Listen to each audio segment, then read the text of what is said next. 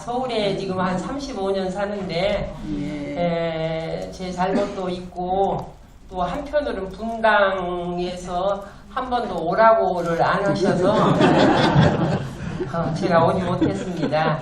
오늘 이렇게 뵙게 되었습니다. 매우 반갑습니다. 여러분들이 참 인연이 있어서 분당 지역에서 살고 계십니다만은 이 분당은 서울의 위성도시로서 기획된 도시입니다. 그래서 도시가 오면서 보니까 매우 깨끗하고 참 그래서 다른 도시와 달리 또 새로운 느낌을 주는 곳입니다. 이곳에 그 참 인연이 있으셔서 우리 법동지들이 오셔서 정착하시게 되고 또 그 인연의 끈으로 이곳에 이룬의 법종자를 뿌리기 위해서 제가 여러분들이 참 정성을 많이 투자해가지고 짧은 시일에 이렇게 참 교화의 그 뿌리가 확실하게 내려진 큰 교당으로 제가 알고 있습니다. 그동안 노고에 감사를 드리고 또 각 그 교당에서 창립의 그 역사를 하셨던 그런 소중한 어른들이 참 이렇게 든든하게 앉아 계시니까 참 이 교당이 더욱 그 참 힘이 있고 또 앞으로 많은 기대를 해봅니다. 이게 햇빛이 이렇게 그냥 많이 들어오고 또 교화 환경도 참 좋습니다. 우리가 단독주택을 이렇게 갖는 것도 중요하지만 요즘 땅들이 넉넉지 않고 그러니까 잠깐 오셔서 법회 보시고 또 저쪽이 어디죠? 거기 선방이에요? 원마을 선방. 그쪽에도 그런 터전을 또 마련하시고 사실 저는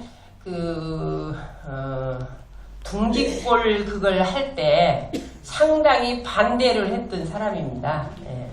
그때 분당 교당 교도님들이 그 정제를 거기다 모아주셨는데 그 효과면에서 조금 제가 아쉽게 생각한 사람 중에 한 사람입니다. 제가 그때 여러 의견을 이야기를 했었습니다만은 실현되지 못했습니다. 우리나라 그 가을이 요즘 며칠 그 중국 그 황사 현상으로 우리 맑은 하늘을 가려서 좀 기분이 그랬었는데 다시 또 그 정상으로 회복해서 이렇게 좋은 가을날은 참 그 다른 나라에서도 이렇게 좋은 가을이 있는가 그런 정도로 참 기분 좋은 계절입니다. 이렇게 높다랗게 걸려있는 하늘도 좋고 또 이 가을색이 너무 아름답지 않습니까? 그리고 이 가을의 향기는 그 참 다른 그 꽃향기하고 다른 것 같아요. 그래서 저는 그 봄의 그 연초록 잎새도 좋지만 이 가을에 드는 단풍은 저와 닮아서 좋은지 제 그 인생 가을에 비교해서 보면 그 단풍이 주는 또 그 느낌이 참 좋거든요. 그래서 이런 날은 이렇게 어디론가 좀 그 일상에서 벗어나서 좀 훌쩍 떠나보고 싶은 그런 충동 그런 마음들을 갖게 될 것입니다. 그런데 이렇게 참 일요일이면 빠짐없이 이렇게 교당에 오셔서 함께 하신 여러분들이 참 매우 부럽습니다. 가을은 또 우리의 그 영성을 맞게 하는 계절입니다. 그 어느 계절보다도. 그래서 수도의 계절이라고도 이렇게 이야기합니다. 뭔가 좀 새롭게 정진해보고 또 새로운 다짐도 해보고 그런 내공을 쌓는 또 그 계절이 가을이 아닌가 그렇게 생각합니다. 저도 인생 가을을 맞이했습니다. 그래서 그 회고해 보니까 제가 출가 그 반백년을 그 맞이하는 해가 되었어요, 올해. 그래서 이제 세월의 무게도 있지만은 또 그 세월에 대한 어떤 책임감도 이렇게 느껴지게 돼요. 그래서 과연 네가 원불교와 한 50년 살았는데 네 모습, 네 마음을 한번 살펴봐야 하지 않는가. 그래서 요즘은 제 안살림을 이렇게 점검하고 성찰하면서 보내고 있습니다. 예, 대개 이제 수도문 중에 와서 살면 그냥 그 교도님들에게 우리가 교화를 한다는 그 명목으로 말을 하지만은 참으로 그 교리를 내 인격화시켜서 내가 달라졌는가 하는 반성. 또 그 내가 눈 감고 앉아 있을 때 그 벌레 망상의 잡념들을 내가 어떻게 지금 벗어났는가 그런 생각. 또 이게 우리가 시시각각으로 이 증개의 마음이 어디서 나는가 모르고 어떤 사람은 보면 좋아하고 어떤 사람은 보고 싫어하고 어떤 것은 집착하고 어떤 것에 내가 마음이 많이 흔들리는가 이런 생각을 하면서 내가 정말 그 여유와 자유로움을 어떻게 내가 참 느끼고 만끽하고 있는가 이런 성찰을 하면서 제가 지내고 있습니다. 그 어떤 분이 저보고 그래요. 참 인생은 날씨와 같다. 그래서 처음에는 잘 못 알아들었어요. 그랬더니 이게 날씨가 이제 좋을 때는 참 좋은 것 같아요. 근데 뭐 비바람이 치고 눈보라가 치고 또 뭐 태풍이 불고 벼락이 치고 이러면 아이고 이 날이 왜 이 광풍을 떠는가 또 그러지 않아요. 예, 그런 듯이 우리 인생도 이렇게 평온할 때만 있는 것 아닌 것 같아요. 그래서 또 어떤 분은 그 인생이라는 것은 커피 맛오고 같다. 그래서 제가 커피를 별로 안 좋아해요. 그래서 무엇이 커피 맛인가 그러고 봤더니 커피가 써요. 인생도 쓴맛이 많아. 또 뜨거워 커피가. 그 냉커피는 젊은 사람이 좋아하지 또 어른들은 그 냉커피 좋아하시다. 뜨거워. 인생을 살다 보면 뜨거운 꼴, 쓴 꼴, 단맛은 요새 단 것도 건강 관계로 잘 안 먹지요. 그래서 커피 맛과 같다 그런 말도 맞는 것 같아. 그래서 제가 한 생을 이제 이 정도 나이가 들어서 보니까 혼자 사는 저희들도 참 그 인생의 굴곡이 많더라고요. 제가 잘못해서 당하는 일도 많지만은 잘못이 없는데 오는 그냥 화살 오는 그 힘든 경계들이 적지 않았어요. 제가. 그냥 어느 고비를 이렇게 딱 넘으니까 경계도 나도 없더라고요. 네, 어느 경계를 넘으니까. 그래서 우리가 이 자리에 앉아 계신 여러분들도 제 이 말에 공감이 되실 거예요. 예, 예. 그래서 이 인간이라고 하는 것은 완전자가 없는 것 같아요. 완전자가 없기 때문에 우리가 사는 세상, 우리가 사는 사회도 완전하지가 않다. 문제가 끊임없이 일어나고 있다. 그래서 이 세계를 보면 이 강대국과 또 약소국 간에 또 다른 민족 간에 지역 간에 빈부 간에 전쟁과 폭력, 대립과 갈등으로 끊질 나위 없이 시끄러워요. 그러지 않습니까 지금? 예. 뿐만 아니라 우리를 살게 만드는 생명의 근원이 되는 자연환경도 끝없이 파괴하고 피해를 주고 그렇습니다. 그래서 자연재해도 이 놀라운 일들이에요. 제가 환경단체에서 좀 여러 해 일을 했습니다만은 이 자연재해가 이거 보통 심각한 일이 아니에요. 그래서 이곳저곳에서 대형 사고가 일어나고 있습니다. 그뿐이가 그 이윤 극대화를 최우선으로 하는 이 자본주의와 이 과학 문명이 결합한 현대 사회는 인간 정신을 새로운 지배 구조로 이렇게 변화시키고 있습니다. 지금. 그 옛날에 우리가 농경 사회에서 그냥 이렇게 살던 시대가 아니에요. 이 과학 기술 문명이라는 거대한 이 생산 능력과 또 현대를 사는 인간의 그 끝없는 욕구의 소비 욕구가 이 결합해 가지고 말이죠. 인간 정신을 병리적 현상으로 몰고 있는 일이 아주 다반사예요.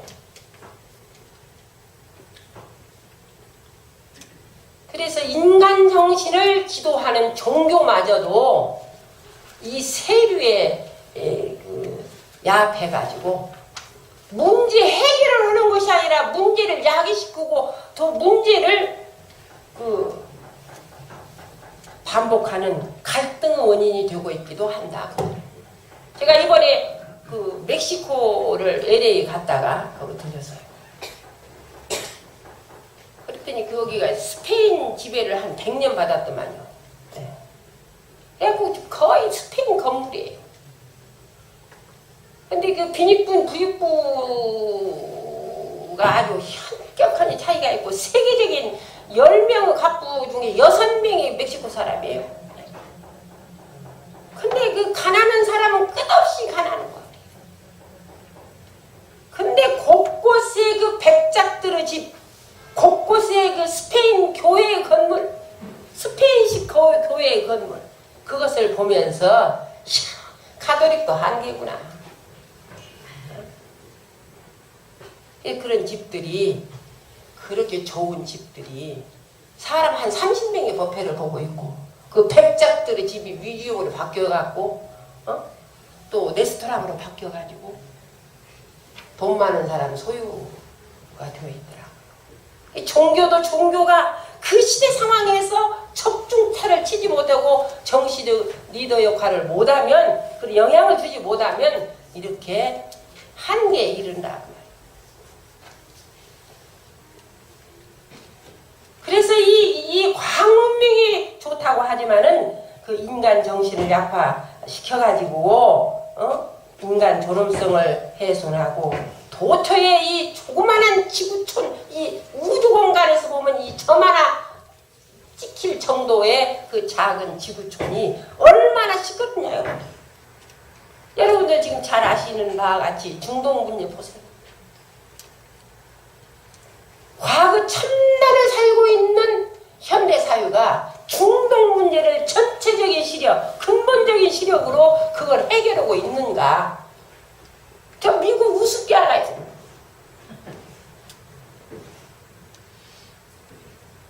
우리보다는 대단한 나라지요. 앞으로도 100년의 세월을 미국이 우지자지할지도 몰라요. 그러지만은 자기들도 이민의 역사를 가진 나라 아니냐 이 말이에요. 그렇다고 하면 중동 문제를 저렇게 두면 안 되죠.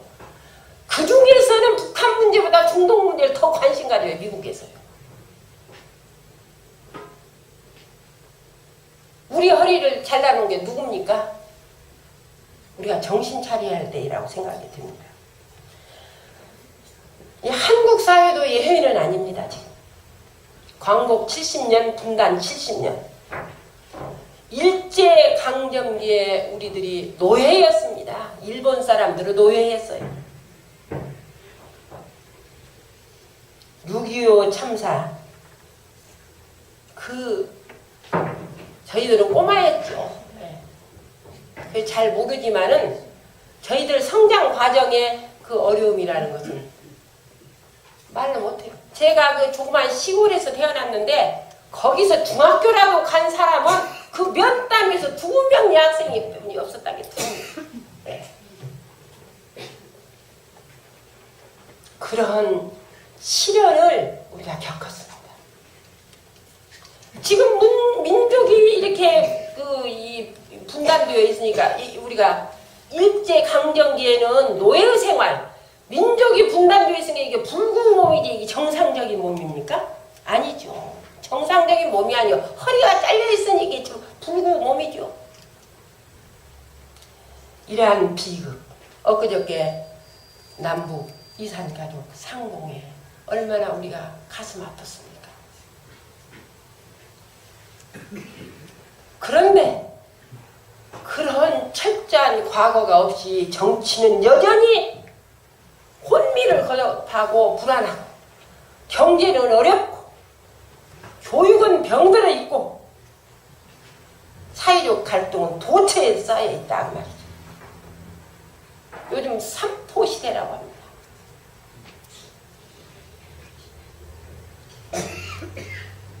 저출산 문제뿐이 아니라 노인 복지 문제며 노동 문제며 청년들 그 일자리 문제며 그것뿐입니까? 이 지도자가 부재입니다. 이 각 곳곳에 지도력이 없습니다.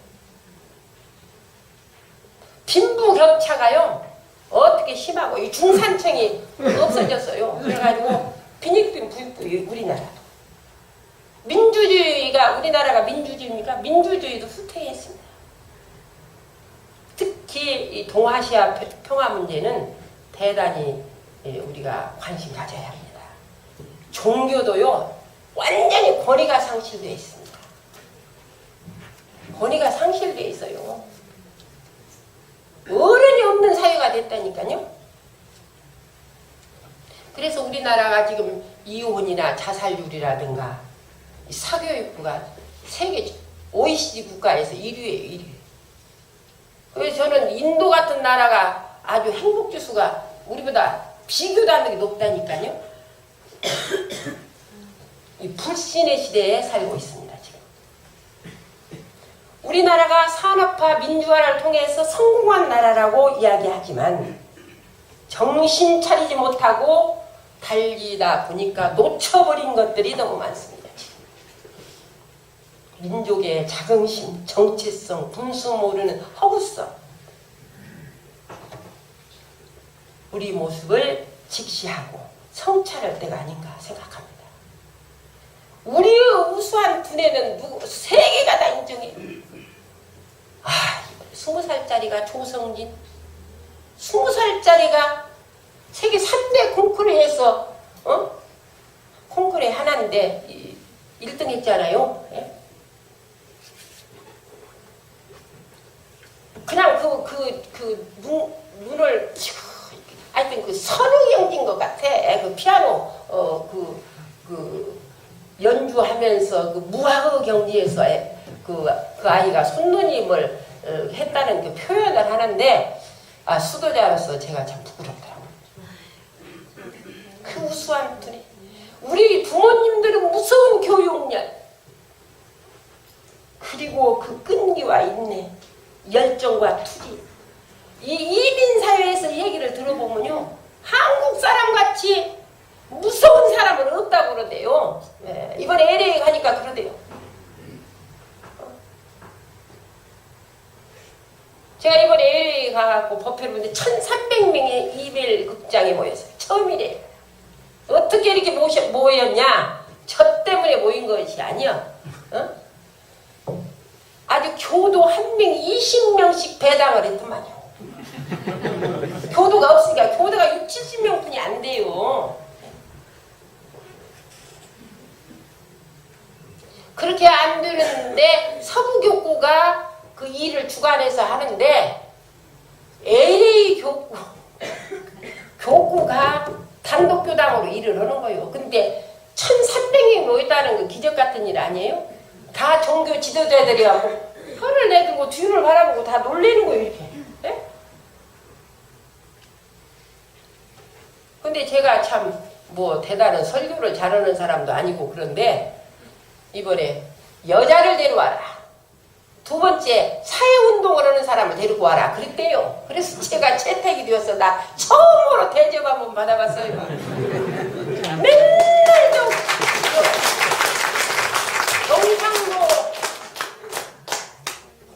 서울에서 정치하려면 정치하라기라 검정 옷 입고 그 어머님만 한다냐. 제가 지금도 그렇게 지탄받아요. 근데 저는 제가 보는 관점은 그렇지 않거든요. 제가 보는 관점이 있어요. 우리 교법을 제가 공부하고 철인한 이후로는 제가 이 일을 하고 있어요.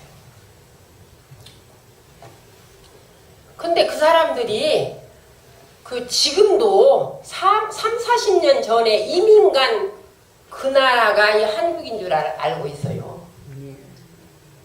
예? 그래서 지금도 LA가 한번 시내 돌아다녀서 보시면 간판이요. 옛날 처음에 갔던 그 간판 그대로 있어요. 그리고 애들을 유학시켜보면요. 부교부 때 생각을 돌아올 때 10년 후에도 갖고 있어요. 그게 이민자들은 그게 통속적인 의식이에요. 그리고 모아다 놓고 있는데 제가 이민사회의 애로를 말씀드리고 또 한국이 앞으로 미래 지향적인 아주 희망을 조금 이야기해주고 원불교라는 종교를 소개하고 처음으로 이렇게 자긍심을 넣어주니까 우리 같은 박수를 여러 번 받았어요. 뭐 사은사유 삼합팔조 거기다 넣을 수 있어. 전부 다 10명 중에 9명이 교포인데. 그래가지고 원불교 세 글자 설명하고 이게요. 이게 이론상 부처님이 저게 보통 부처님이냐고. 저 부처님이 이거 정말로 이게 보통이냐. 저는요 잘난 것이 하나도 없는데 이 부처님 모시고 원불교 인문에서 전문 출신 한가 그것밖에 내놓을 것이 없는데 제가 이렇게 당당해요. 건방지게 느낄지 모르지만은 제가 당당하지 않을 수 없는 것이 있지 않아요? 이 큰 틀에서 보면 우리 한국 사회가 어마어마하게 발전하고 변화되었습니다. 그러나 아직도 갈 길이 멀다. 아직도 갈 길이 멀다. 한국 사회가 지금. 제가 거의 밖에 나가서 만나는 사람이 80% 이상이 기독교, 천주교 사람들입니다. 근데 중고등학교 시절부터 미션스쿨에서 공부를 했는데 보면 우리 교도가 절대 바꾸지 않아요. 안 바꾼다니까. 우리 교도 질과 양이 틀려요. 같아요?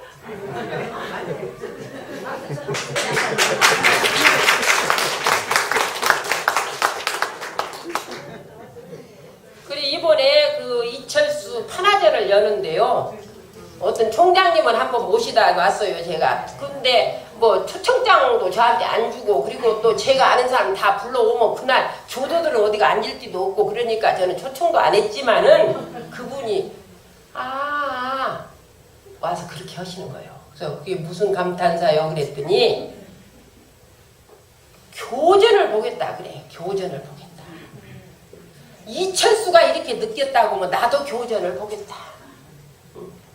교양서라와 너 안 믿어도 좋으니까 교양서라도 한번 읽어봐라 그랬어요. 그래서 제가 지금 이제 교전을 몇 권 사다가 이철수 판화전 끝나고 나면 좀 드리려고 우리 선물을 몇 분들을.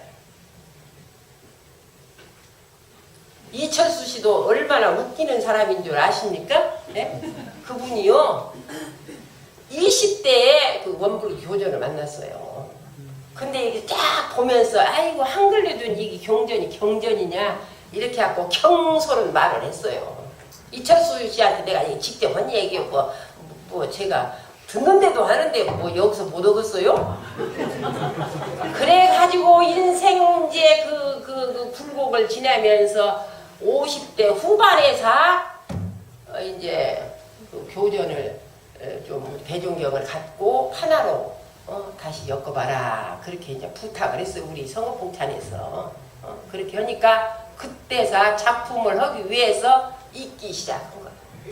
그래서 이제 정독으로 마음의 눈으로 보니까 이제 그게 살아 올라오는 거지. 그래서 가보세요. 얼마나 코믹하면서도 얼마나 그 정곡을 찌르는 그 화살이 우리 가슴에 오는지. 꼭 한번 가보세요. 그래가지고 나는 이 작품 한 5, 60개를 만들었어요. 제가 제천을 여러 번 갔었어요. 그리고 제가 제 생일도 모르는데 이철수 회갑잔치도 제가 해주고 그랬어요. 회갑잔치야 꽃다발 하나고 조그마한 케이크 하나 갖고 가서 해피 버스데이 투유만 했지만은 그렇게 그렇게 제가 비유도 저도 맞추고 그랬어요. 여러 경우들이 가서. 왜 그랬겠어요? 우리 대종사님 교법만을 전하려면은 우리가 우리 원광대학만 졸업해도 돼요. 근데 세인들이라고 하는 거는 필요 없는 라이센스를 요구하더라고 말이에요. 그 유명세를 요구해. 여러분들 혜민 스님이 이렇게 대단한 존재예요? 하마도 나오고 무엇이 나오고 어쩌고. 그래서 지금 제가 다 그 운덕에 오는 경우들을 다 그렇게 가르쳐요 지금. 왜? 그 세인들의 기후를 맞추기 위해서. 그게 다 필요 없는 거예요. 진리를 깨달은 데 있어서. 옛날에 우리 어른들은 우리들을 그렇게 가르칠 줄 몰랐어요. 살아보니까 그게 아무것도 아닌데 또 무엇이더라고 말이에요.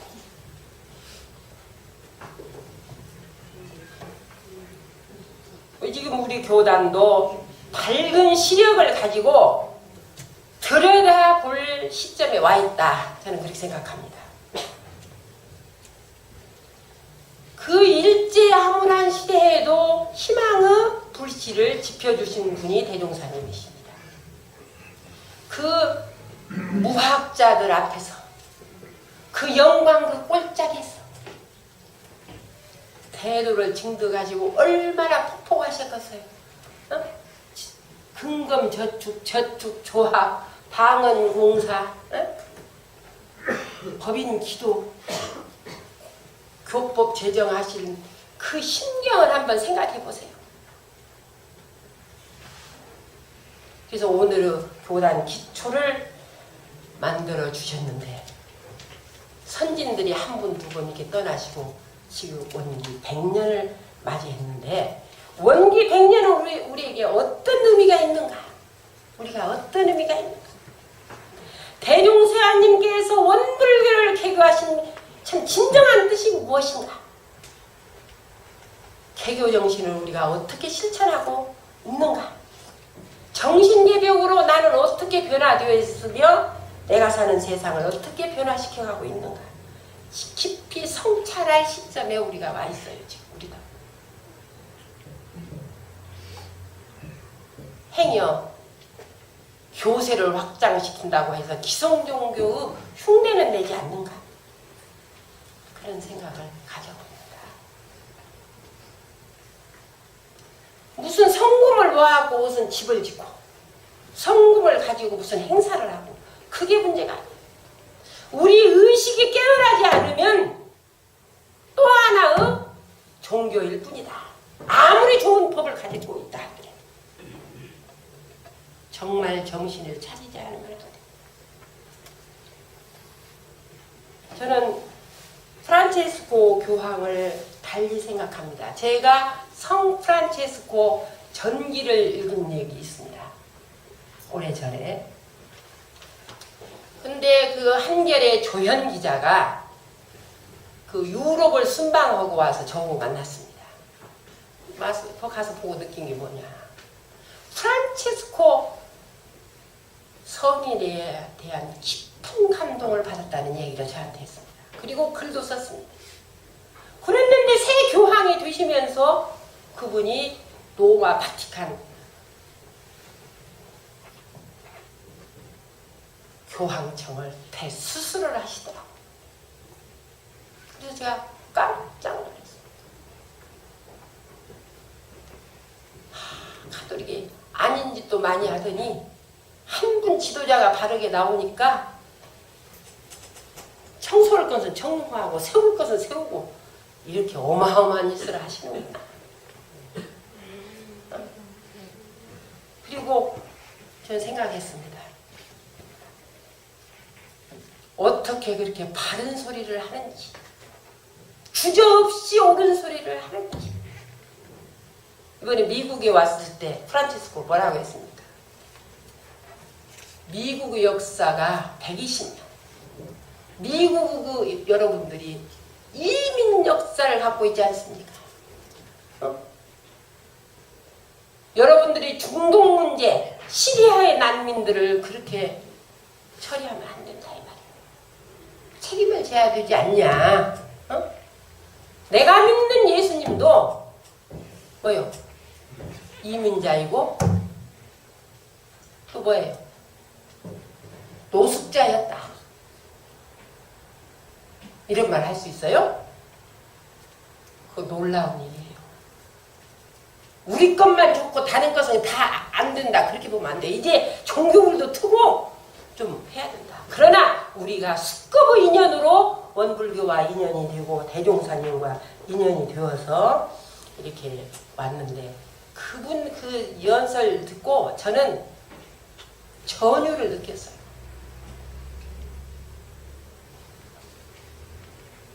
생각해보면요, 이 우주 공간에 이 지구라는 것은 이 점을 하나 딱 찍은 연필로 점을 하나 딱 찍은 정도뿐이 안 된대요. 지구가.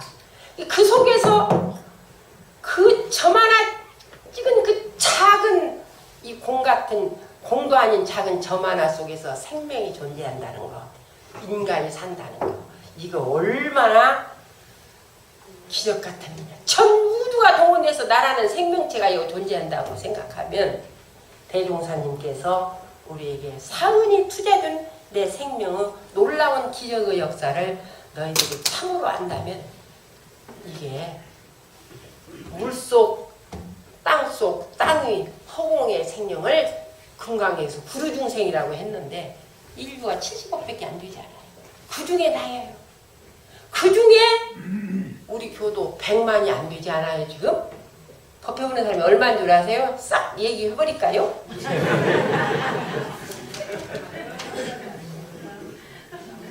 이 보통 우리가 이 기적 같은 참 위대한 존재인 거예요, 우리가. 그런 우리가 이 무슨 인연을 우리가 지었는지, 각각 우리가 사는 것은 서로 다 높낮이가 있고 멋이 있고 다 복잡하고 그런데 그거 다 놓고 근본적으로 보면 대종사님 같은 이 후체 개부 주세성자를 우리가 스승으로 모셨다고 하는 것이 이건 희우하고 희유한 일이다. 저 여 때문에 50년을 살았어요. 아이고 정말 어려운 일 많았어요, 저도. 근데 그 생각만 하면 내가 대종사님을 스승으로 모신 난데 그 생각을 하면 이 자존심이 탁 생기는 거예요. 또 이 우리 대도정법을 내 인생의 삶의 표준으로 삼고 이정표로 삼고 산 보라. 그건 여러분이 하시나 똑같아요. 또 이와 같은 회상. 이걸 우리는 이 회상을 중성공예하는 회상이다. 성인들이 모여드는 이 큰 회상, 큰 바다. 바다가 어떤 바다인 줄 아세요? 제가 여수에서 몇 년 살았어요. 그런데 가보니까요, 그 푸른 바다가요, 그 바닷가에 살아본 일이 없어서 생선도 못 먹어요, 제가. 근데 어느 날 갔다가 왔는데 막 비가 쏟아지가 쏟아지니까 막 그 하수구에서 더러운 물이 막 그 바다로 다 들어가는 거예요. 그 더러운 물이. 근데 그 한국 주변이야 북쪽물이 막 시커머니 한 3일 있다 가니까 쪽빛 바다로 변했더라고. 아, 바다를 보면서 아, 바다요. 내가 바다만도 못 오는 거요. 바다만도. 놀라운 자극을 제가 받았어요. 그 바다로. 또 하나 얘기하죠. 배가요. 배가 큰 배는 그냥 6개월씩 3개월씩 가 있어요. 똑딱배 작은 배는 아침 새벽 3시에 나가고 다라이로 하나 정도 고기를 담아요. 담아갖고 잡아갖고 와. 그러면 큰 것 좀 주워서 대충 팔고 나머지는 가족끼리 그냥 음식에서 먹고 그렇게 도란도란 살아. 그게 작은 배의 역량이에요. 에? 작은 배의 역량이요. 큰 배는 한 번씩 6개월 만에 돌아오면요. 여수 경제가 달라져. 이야, 이왕 배가 되려면 저 똑딱배보다는 큰 배가 되는 꿈을 꿔야 되겠구나. 제가 그렇게 생각했어요. 40대 초반. 이게 절실하게 와시더라. 그리고 누구 때문에 맨날 원망을 밖에다 던지잖아요. 그런데 사실은 생각해보면 파도라고 하는 것은 배가 작을 때 원망이요. 배가 견고하고 배 능력이 확실한 배는요, 파도가 문제가 되지 않아요. 근데 맨날 우리는 뭐 어떻게 말해요? 무엇이 없으니 무엇이 있으니 무엇이 어쩌고 저쩌고 하면서 파도가 치는 것으로, 바다는 파도가 있는 거예요. 세상은 경계가 있는 거예요. 그 경계를 어떻게 내가 요리하느냐, 나의 능력의 문제 아니냐. 그렇잖아요?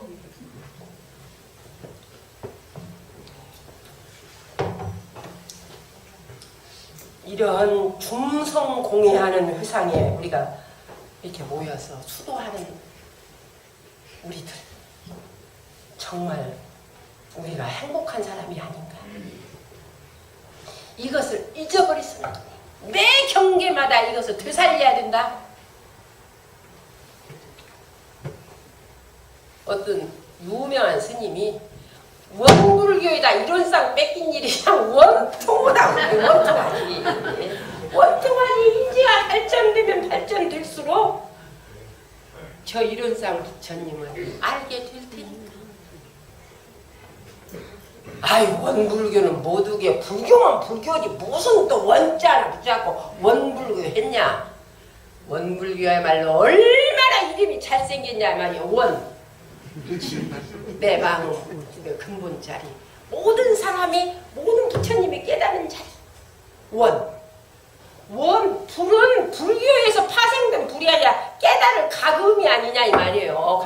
불이. 그러니까 원을 깨닫게 가르치는 종교가 원불교요. 그러니 원불교 이름이 불교. 그럼 뭘 깨달어? 원불교. 이름도 잘생겼어. 그러니 이 원불교에서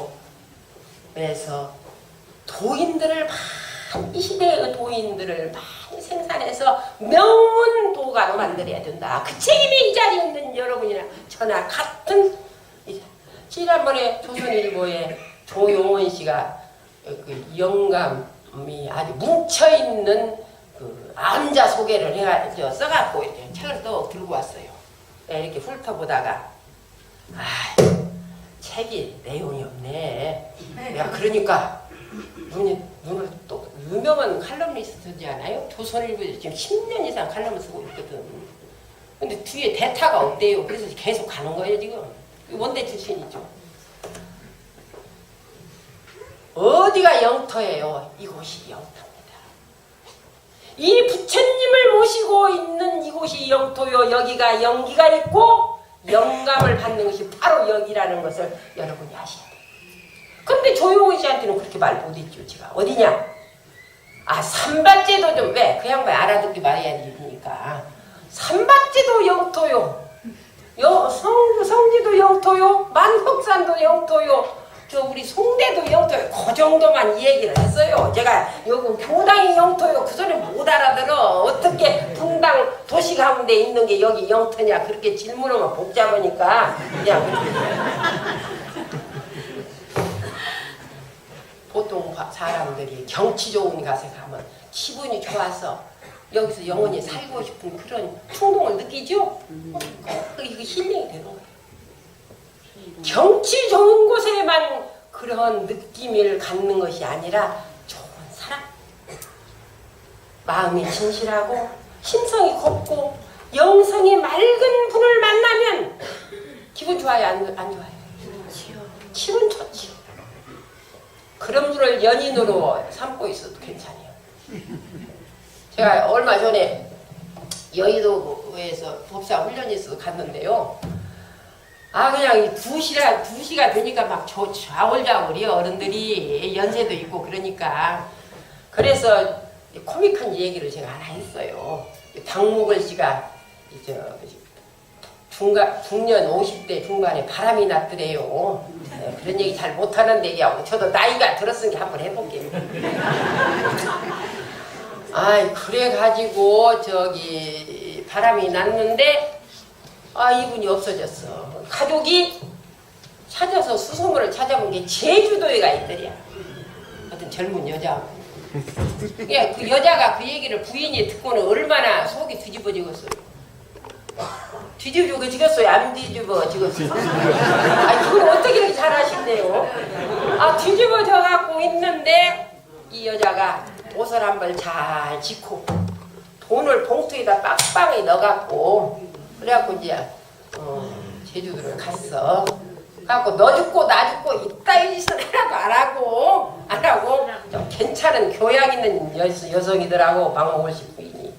그래가지고 찾아가니까 쭈그리고 앉아 있더래요. 박 씨께서.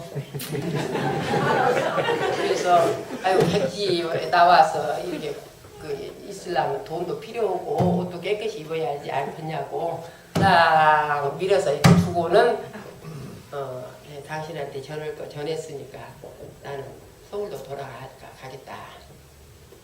소리 하나 지를 것도 없고 조용한 말씨로 교양 있게 그렇게 하고 그냥 올라오자니 그 속이겠어요. 나는 경험을 안 해봤지만은 여러분들이 짐작은 하시겠지, 그 자리를. 그래 와가지고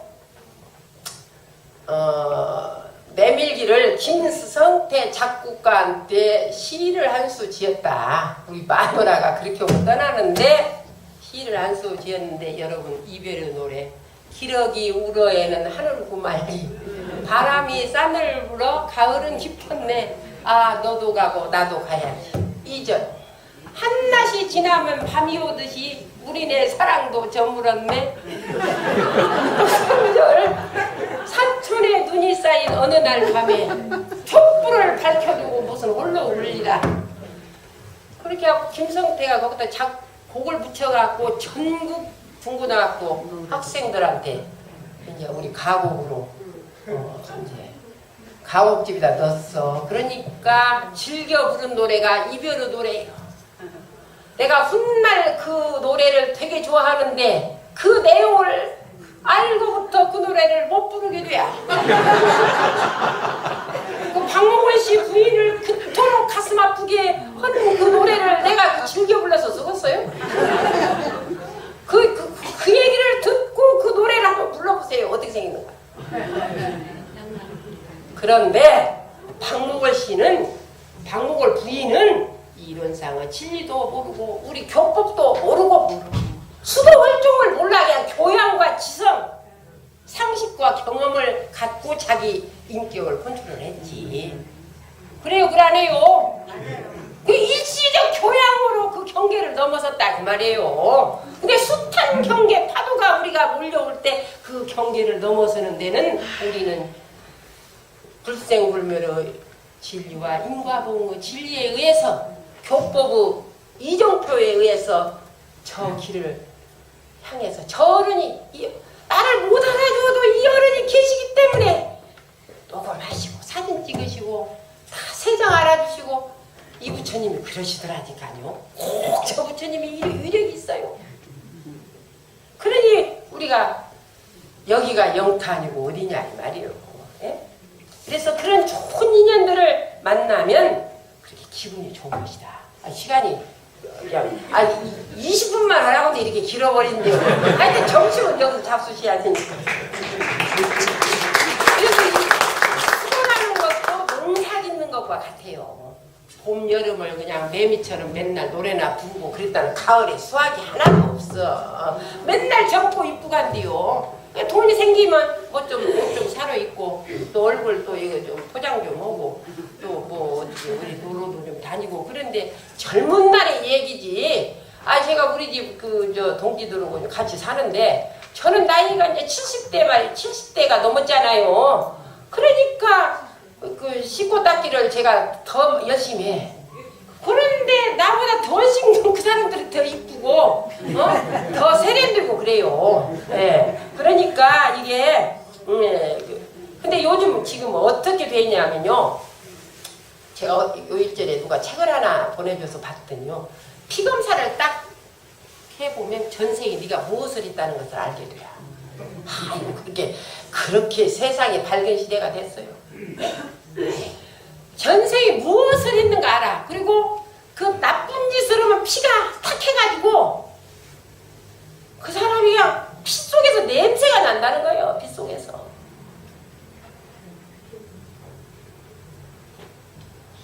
지금 여기까지 와 있어요. 지금 우리가 그러니 이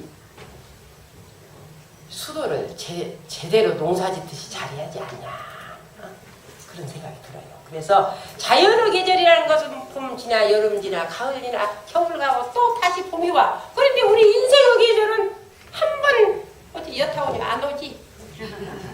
우리가 영생을 놓고 볼 때는 또 오지. 그러지만 이 생의 이 몸으로는 회전이 안 된다 이 말이에요. 그렇기 때문에 이 내가 가지고 있는 시간, 내가 가지고 있는 이 내가 머무는 이 공간을 어쩌요? 참 의미 있고 보람되게 써야 된다. 제가 아주 참 이뻐하는 저 기관장이 하나 있어요. 그 민속박물관 관장을 제가 이뻐해요. 그 젊어서 박물관 관장이 된 사람이에요. 그 사람이 왜 내가 이뻐하냐? 까닭이겠어. 그냥 매없이 남자들 내가 이뻐하더라네요. 근데 그분이 우리나라 국세 있잖아. 국세를 가짜 국세를 만든 사람이 있었어요. 근데 수십 번을 찾아다니면서 논문을 썼어요. 그래갖고 도둑을 잡아냈다니까. 그 어떻게 도둑 단수가 높아갖고요. 어떻게 높아갖고는 뭐 열쇠? 금 열쇠도 주지. 또 뭐 또 거북이도 주지. 그러니까 그 가짜 다 속은 거야. 전부 여러 인사들이. 너 그 사람한테 칼 맞아 죽으려고 그러냐? 그 딸만 6이요. 어머니가 이 아들 하나예요. 애지중지 글렀는데 저 안동 촌사람이에요. 근데 어머니 보고 어머니 나 죽게 생겼네. 이렇게 사람들이 막 두렵다고 막 그렇게 하는데 어떻게 해요? 이 세상에 태어나서 늙어서 죽는 것이 죽음이냐? 나같이 이렇게 나이 먹어서 죽으면 죽음이야? 젊은 날에 죽어도 옳은 일에다 죽어라. 그러더래요 어머니가. 아이고 우리 어머니들은 왜 이렇게 잘났어. 정말 훨씬 남성보다 잘났어요. 이쪽 박수 한번 치세요. 제가 가끔 이렇게 하면 남성들을 배제하는 뜻은 아니에요. 그렇게 괜찮은 일을 하니까 그렇게 하는데 맨날 이렇게 가른다고 저를 막 남자들이 얘기해요. 근데 좀 잘한 거 있었냐 이거요. 맨날 이렇게. 우리 대통령은 조금 못하지만. 이 대명천지의 남대문이 국보 일환이요. 이거 홍송을 자기 제자식에다 갖다 놓고 가짜 홍송을 거기다 갖다 해서 집을 지을 일이요? 그것도 남자예요. 그것도. 그래가지고 이 사람이 그 국립박물관 관장이 됐어요. 그래서 저한테 와갖고 자문위원회 해달라고 그러길래 10번이라도 내가 가겠다. 그냥 그래가지고 오라면 그냥 꼼짝 못하고 가요. 왜? 그 정직한 사람이기 때문에. 어떻게 그런 벽을 뛰어넘고 들어가서 그걸 찾아내냐. 밤중 3시에 그걸 하더라는 거예요. 국세를, 가짜 국세를 만들어 금 부어갖고 도금으로. 아이고 정말로 이 밝은 세상에 그런 가짜들이 많은데 여기는 절대 가짜들이 없기 때문에 우리가 뭐 깊은 얘기 할 것 없고 아무튼 이제 이 앞으로 우리의 인생을 이렇게 관리하면 좋겠다. 그게 우리가 어떻게 살 것인가에 대한 정답이에요. 그것은 나의 일생과 나의 영생을 위해서 이 세상과 사회를 위해서 꼭 이 농사를 지어야 된다 이 말이에요. 이게 첫째 무슨 농사냐? 마음 농사. 마음 농사는 누가 지어? 내 농사는 내가 지어. 근데 내 농사를 짓는다고 하면서 이게 어떤 사람이 저한테 와갖고 저는요 상사만에 갔더니 저보고 견성했다고 그래요. 모두가 그래요. 그 어른이 설령 견성을 했다고도 자기는 겸손해야 그게 견성이 되는 건데 자기가 왜 이 시도 때도 없이 교무님 만나면 자기가 견성했다고. 그래갖고 그것이 올라왔어요. 법의사장, 중앙법의사정에. 여지없이 떨어졌죠 제가. 아주 그것은 칼날 같아요. 제가 어떻게 제가 그것은 제대로 시력이 있는지 몰라요. 눈 시력은 없어서 안경을 썼지만. 자기가 견성한 사람은 견성했다고 안 하는 거라 이 말이에요. 응? 그래서 이 마음에 철이 나야 무엇이 생기냐면 법열이 생기더라고요. 제가 해보니까. 이 법열이 안 생기면 무엇이 법열이 생기냐면 좋은 옷을 사 입을 때 기뻐. 또 누가 좀 이렇게 아들이 보석이라도 하나 사다 주면 기뻐. 또 재산이 조금 늘어나면 기뻐. 칭찬해주면 기뻐. 사랑을 받으면 기뻐. 그건 순간적이라고. 그런데 실질적으로는 내 마음이 살아나고 변화되고 반듯하고 법다울 때 법열이 나온다. 이게 이 마음 농사는 법열이 솟아나야만이 마음 농사를 시작한다고 그렇게 보면 돼요. 어떤 일에 신명이 나는가. 응? 그래서 우리가 정말 이 부처되기로 우리가 왔는데 적어도 내 마음 관리는 마음 농사는 내가 책임을 져야 되지 않는가 그런 생각이 들어요. 그래서 마음 농사는 마음이 도둑맞기도 하고 마음이 더러워지기도 하고 항상 중생으로서 노예 생활으로는 내 마음을 부끄럽게 생각을 할 때 걱정을 하고 내 마음을 관리를 해야 돼요. 근데 제가요 짐승 중에서 낙타요. 낙타는 일생을 사람 집만 실어다 주지 지 짐은 아무것도 없잖아요. 낙타가. 예? 그 낙타 인생 같이 사는 사람들이 많아요. 이 마음 농사를 잘 짓는 주인공이 될 때 우리가 철이 나고 법률이 솟구치고 있어. 마음 농사는 내 개인의 인격이에요. 근데 나 혼자 살아요, 이 세상은? 나 혼자 안 살아요. 대타, 다른 사람과 더불어 사는 세족동물의 인간이. 그래서 인연농사를 잘 지어야 돼요. 인연농사는 가장 중요한 게 부모 인연을 잘 만나고, 부모 인연을 잘 만나야 부부 인연을 잘 만나고, 부부 인연을 잘 만나야 자녀 인연을 잘 만나고, 자녀 인연을 잘 만나야 친척들이 두루두루 따라온다 이 말이에요. 그렇기 때문에 이게 큰 복이고 근본적인 복이고 그래요. 근데 이 지금 이 관계의 시대예요, 현대 사회가. 그런데 이 관계를 잘 모둠으로 해서 전부 가족도 해체가 되고 공동체도 해체가 되고 지금 그랬습니다. 인연농사 잘못 짓는 거예요. 전부 다 밖으로 쫓아버려요. 그런데 이 관계를 복원하려면 제일 처음에 이 세정을 알아주고, 이 세정을 알아주기 위해서는 먼저 들어야 해요. 제가 해보니까 그런 게 먼저 들어줘야 해요. 그래야 소통이 되고, 소통이 되어야 세정을 알고, 세정을 알아주면 어쩌요? 법정이 건너, 법정이. 그래서 불공이 나와. 그런데 이 인연농사는 법정이 건너야 불공이 나오더라고. 제가 해보니까요. 응?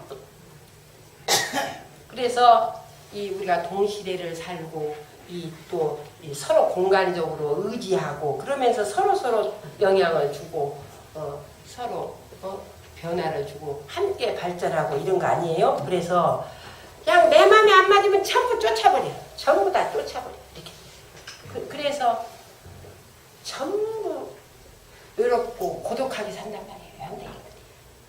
그래서 풍요롭게 살지를 못해. 마음이 가난해. 인연농사를 잘 짓는 게 우리 원불교 교도예요. 내 마음에서 사람들을 쫓아내보내면 이거 원불교 교법 실천 제대로 못했구나. 그러면 딱 맞아. 그런데 이 인연농사는 법정을 거기다가 갖고 있어요. 법정. 아시겠어요? 그냥 정이라는 것은 좋아하는 사람만 그냥 아주 지력이 좋아해요. 근데 관계라는 것은 우리 옛날에 시계 태압. 태압이 저거 지금 그냥 저기만 전기만 넘어 그냥 가는데 옛날에 우리 그때는 태압을 세게 감으면 떨어져 버려. 좀 덜 감으면 어쩌요? 늘어져서 세계가 죽어버려. 그런 게 그 적당한 거리, 알맞는 거리를 유지해야 된단 말이에요. 그러죠? 관계라는 것도 그와 같다. 관계라는 것. 그래서 다 이렇게 관계를 복원해서 건강한 관계로 만들어야 하는 것이 인연농사 잘 짓는 방법이다. 이제 예, 그래서 우리가 어른들이 우리 어렸을 때 왜 야야 사이좋게 지내라 그 말이 기가 막힌 말이더만. 사이좋게. 이번에 이호령 씨가 이 공자님 핵심 사상이 어지린자인데 사람이 너와 나 사이에 있다 이거요. 이게 사이좋게 지내라. 이거 어마어마한 철학이 우리 어머니가 할머니가 우리에게 가르쳐준 교훈이더라. 사이좋게 지내라. 그냥 인연도 사이좋게 지내야 되는 거예요. 네. 그래서 우리가 사이좋게 지내는 일이다 그 말이죠. 그래서 내 안의 벽, 요즘 막 이념의 벽, 남녀의 벽, 남부의 벽, 빈부의 벽, 막 벽들이 많아. 그냥 동서의 벽, 그냥 또 저 노때같이 형제의 벽. 아이고 정말. 돈을 그렇게 많이 갖고 있으면서 그렇게 싸면서 쓰겠어요? 그냥 이왕이면 신세계를 좀 갔으면 쓰겠어. 노때를 저렇게 한번 정신 차리게 해줘야지. 형제끼리 우애도 못하고 저러면 쓰겠어요?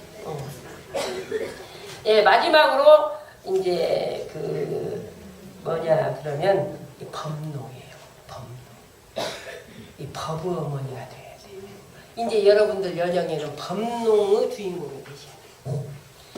현대인들이 고향을 잃어버리고 어머니의 사랑을 받지 못한 외로움에 고독함에 떨려 있어요. 그럼 품이 없어, 덕이 없고 자비가 없고.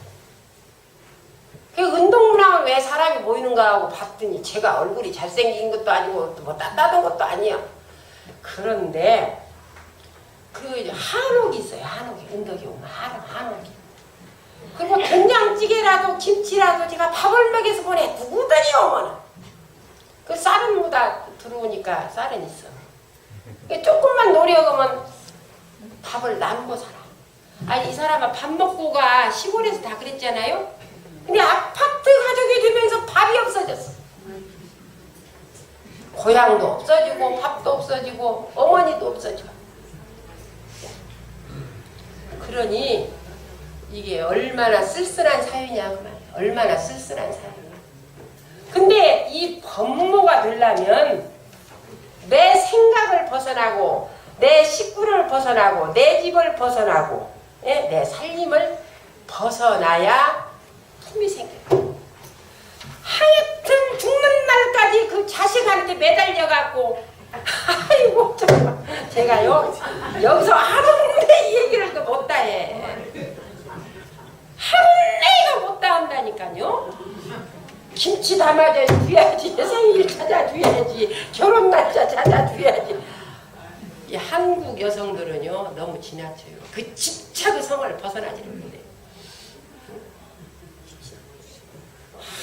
제가 정릉 교도 한 분이요 혼자 살고 계셔서 한번 갔더니요 혼자 아파트에 살고 있는데 아파트는 줄였습니다. 그런데 아유 선생님 식사합시다. 그래서 갔더니요 반상기에다가 뚜껑을 탁 덮어가지고 자기 밥을 그렇게 차려 먹는데요. 그래서 딸네 집에도 챙겨야지, 손자 챙겨야지, 뭐 한축 챙겨야지 왜 그러고 사냐고 그랬더니 나를 내가 다 대우를 해야 된다. 딸은 키워서 시집보내 했으면 되지 김치 한 번을 해다 준 일이 없대.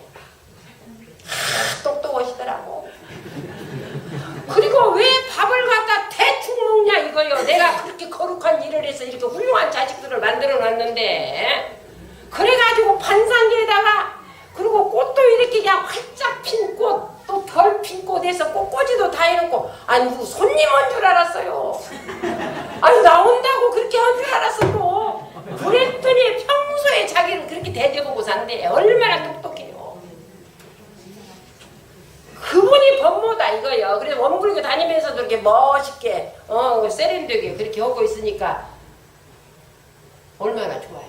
곱게 늙으시니까. 제가요 제가 이번에 두 군데를 갔다 왔어요. 저 춘천 유정옥 교수댁을 갔어요. 그건 2대 영문과 교수예요. 초대 영문과 교수예요. 또 한 번은 이효재라는 사회학과 교수직을 교수가 우리 집으로 와서 식사를 하셨어요. 근데 그분들이 어떤 분이냐, 왜 내가 그렇게 했냐 그랬더니 한 분은 위안부가 20만 명이 넘어요. 우리 딸내들이.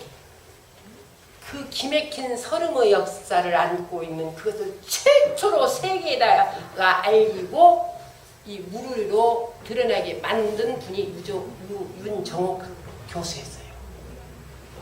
영어를 하니까 세계에 알린 거예요. 그래서 정대역을 산생시킨 거예요. 그렇게 훌륭한 일이 있은 게 내가 가서 인사도 하고 감사하다고. 그 깨어나지 못한 그 사람들한테 말이죠. 이효재 선생님, 사회학과 출신. 그냥 결혼하면 남편 받들고 그냥 그렇게만 살고 있는데 사회운동을 시작해서 여성의 인권과 여성의 권익을 위해서 여성 사회활동을 위해서 부르짖고 페미니즘을 재창한 분이 이효재 선생이에요. 그래서 이번에 1000명 여성들이 서명 날인해갖고 프란치스코 그 정동 성당에서 기자회견도 하고 그랬는데 그 두 분 다 어떤 사람이야. 결혼도 평생 안 하고 목사 딸이에요. 둘이 다. 이미 선진국의 의식을 받아들여갖고 실천하면서 그런 일에 몸바쳐 평생을 살았어. 그러니까 편안한 교수 생활이 아니에요. 교수 그 밑에서 한 70명이 와서 기자회견하는데 저는 그 기자회견이 안 나가서 어떻게 교도들이 뭐라고 그러는지 못 나가. 제가 못 나서. 우리가 그냥 마음을 졸여 그냥 우리 정부 눈치를 상당히 보기 때문에 내가 이 조직 안에서 사람이기 때문에 원불교에서 키워졌기 때문에 조심을 안 할 수가 없어. 그냥 저도 이 분위기에 맞춰 살기로 했어. 근데 더 놀라운 것은 이번에 이 교황이 드러시 데이라는 여성이 무엇이냐 하나님의 이름으로 노동을 착취하고 차별을 하는 것은 죄악이다. 카톨릭 신자가 교회를 향해서 그렇게 외친 사람을 이번에 미국에 가서 예화를 들었다는 게 교황이 적어도 그런 정도의 자존심은 있어야 되지 않느냐. 네? 제가 그 글을 읽고 너무너무 감동받았어요. 이런 분들이 우리 교단에서 이야기하자면 법모들이다. 이 정토회를 키운, 정토회 역사가 100년인데 정토회를 키운 분이 의타원 대산동 목사님 정토와 아산 법사님의 그 정토 두 분이 거의 주도적인 역할을 해서 정토들을 모범이도에서 사니까 우리 정토 후보들이 다 대학을 나오고 그 남편보다 오히려 더 지적 수준이 높은 여자들이 들어와요. 그 본을 보여서 그 어머니 역할을 했기 때문에. 그런 역할을 집안일을 제치고 그냥 원불교 와서 바쳐라 그런 뜻이 아니라 의식이 적어도 그렇게 성숙해야 된다 그런 얘기입니다. 예. 그래서 앞으로 시대는 지혜와 복을 인연을 내가 지어야 돼요. 내가. 이제 집안 배경이나 뭐 이거 누구 스승 배경이나 이것 갖고 사는 시대가 아니에요. 그래서 이 지금 현대 사회가 우리 21세기 들어서 이 한국의 진급기다, 성년기다, 법신부르 시대다. 그리고 내가 조물주의 시대에 내 운명을 바꾸려면 첫째 마음농사를 잘 지어서 내 인격을 변화시키고 관계를 잘 원만히 하기 위해서 인연농사를 잘 짓고 그 다음에 역할로는 이 법모가 되어서 어머니, 이 세상의 어머니, 대중의 어머니 역할을 하는 것이 법모다. 그렇게 될 때 우리가 통일도 되고 평화도 되고 이게 기점이다. 그래서 대종사님께서 이 회상을 열으셨지 원불교만 극락 가고 원불교만 잘 되라고 그런 게 없어요. 어디 봐도 그런 게 없어. 오늘 여기 와서 보니까요. 와서 보니까 여기 수산 전 회장님께서 또 원남 회장도 하시고 지금 여타원님도 그 여수교당 창립 멤버 아니십니까? 제가 다 이름을 거론을 못 하겠어요. 해타원 김영수 의원도 저 부산교당 창립 멤버시고 뭐 그냥 수두룩하네요. 나 다 이렇게 좀 뭐 이런 어른들이 이 중심에 딱 잡고 이렇게 이 분당 교당에서 이렇게 시작해서 이 분당 지역을 책임 맡아 주시고 또 특히 이 중타원님은 이 노인이 온다거나 또 너무 젊은 사람이 온다거나 그러면 교화가 잘 안 돼요. 이 선장이 알마다 교화 경력도 있고 또 공심도 있고 또 그 어때요? 그 교화 경륜이 앞서가는 분들이 와서 여기 선장을 한다는 것도 굉장히 축복받은 일이에요. 그러니까 일요일날 교당에 오셔서 내 영성을 한번 이렇게 pop신물에 비춰도 보고 씻어도 보고 함께 공유도 하고 그러면서 사는 여러분들이야말로 태동사님께서 선택해 주신 참된 제자이시고 우리가 영생을 약속하고 끝까지 가야 할 법연이라고 생각할 때 얼마나 소중한 인연들이냐. 그래서 저희들은 이렇게 여러분들을 만날 때마다 행복하고 보람있고 아무것도 없어요. 제가 50년을 원북에 살았는데 법복 그냥 헌 법복 서너 개 하고 뭐 별것이 없는데 그냥 사람들이 아유 그냥 자신만만하다. 이거 무엇이 자신만만해? 여러분들이 계시기에 자신만만하다. 여러분들이 없는 교육자가 무슨 의미가 있습니까? 그래서 또 태어나도 또 태어나도 그래서 더 진급되고 더 성숙하고 그래서 좀 아쉬움이 없는 그런 인생을 살면 얼마나 좋을까 그런 생각에서 제가 이렇게 얼굴이 삐뚤어져가지고 오늘 여기서 이렇게 말씀을 드리고 이제 여러분과 인연을 도타붙게 했습니다. 너무 감사하고 지내시는 길이 있으시면 은덕에도 오시면 반가이 맞이하겠습니다. 대단히 감사합니다.